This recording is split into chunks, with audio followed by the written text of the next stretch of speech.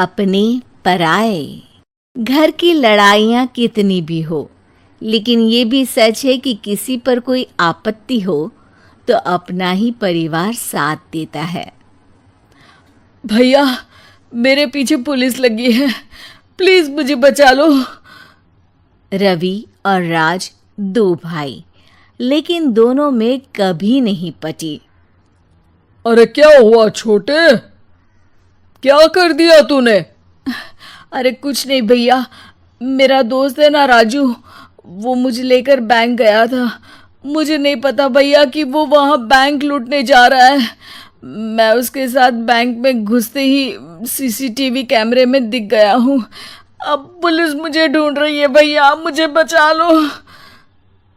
राज कुछ सोचता है, फिर कहता है, ओके, तुम यहीं रुको, मेरा एक दोस्त पुलिस में है, मैं बात करता हूँ।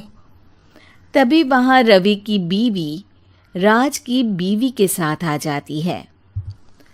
तुम लोगों के घर जब तक पुलिस का आना जाना है, बच्चों को यहीं छोड़ दो, उन पर असर ठीक नहीं पड़ेगा। तभी वहां पुलिस आ जाती है। चलो चलो, कौन है रवि, थाने चलो। मैंने कुछ नहीं किया, मुझे कुछ नहीं पता। अरे वो तो पुलिस स्टेशन चलकर ही पता चलेगा कि कुछ पता है कि नहीं, चलो। कहानी का फ्लैशबैक। भैया, मुझे मेरे मकान में हक चाहिए ही चाहिए। अरे लेकिन छोटे, अभी मेरे बच्चों पर काफी खर्चा है, तेरी भाभी की भी तबीयत ठीक नहीं रहती, बजट बिल्कुल नहीं है कि मैं अलग होकर रहूं।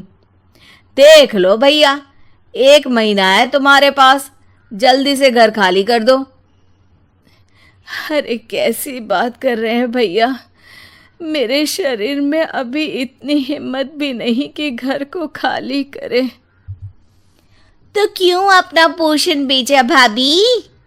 अरे तुम तो जानती हो, पिताजी की बीमारी के कारण उन्हें हमारी जरूरत थी, कैसे आते पैसे। ससुर जी तो बूढ़े थे भाभी, उनकी बीमारी में भी पैसे लगाना कौन सा अकल का काम था। तो क्या पिताजी को मैं मरने के लिए छोड़ देता? अरे रवि, तू तो समझ, पापा को हमारी जरूरत थी, उन्होंने हमारे लिए हर वो काम किया जिससे हमें खुशी मिले। बैक टू रवि, जो जेल में बैठा है। ये मैंने क्या कर दिया था? मैं ना पिता का हुआ ना ही भैया का। मेरे साथ जो हो रहा है ठीक ही हो रहा है। तभी वहां पुलिस वाला आता है। रवि, तुमसे कोई मिलने आया है। भाभी, आप यहाँ क्यों आई? पुलिस स्टेशन है ये भाभी। भैया, आपकी जगह मेरा भाई होता तो क्या मैं नहीं आती? अच्छा, ये खाना ले लीजिए, खा लीजिएगा। आपके भैया लगे हैं वकीलों और पुलिस वालों से बात करने में, डरने की कोई बात नहीं। जब आपने गुनाह किया ही नहीं तो सज़ा भी नहीं मिलेगी।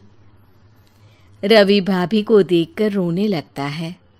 घर में साक्षी चुपचाप बैठी होती है कि तभी सोनम कहती है, अरे साक्षी, क्या हुआ, परेशान क्यों हो रही हो?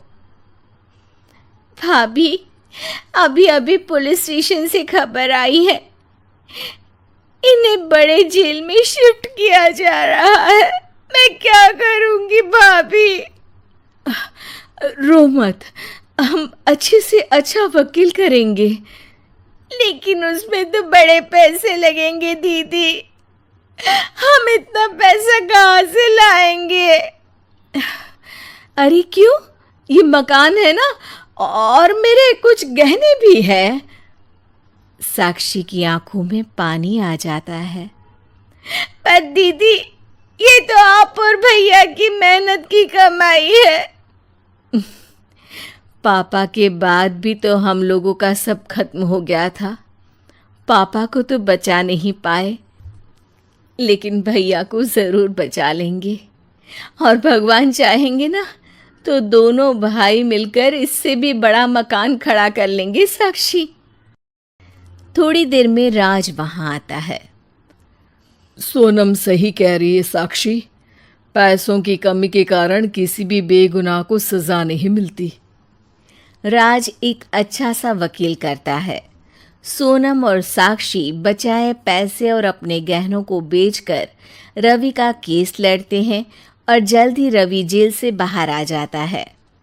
रवि राज को गले लगाकर कहता है, भैया मुझे माफ़ कर दो, मुझे साक्षी ने सब कुछ बताया है।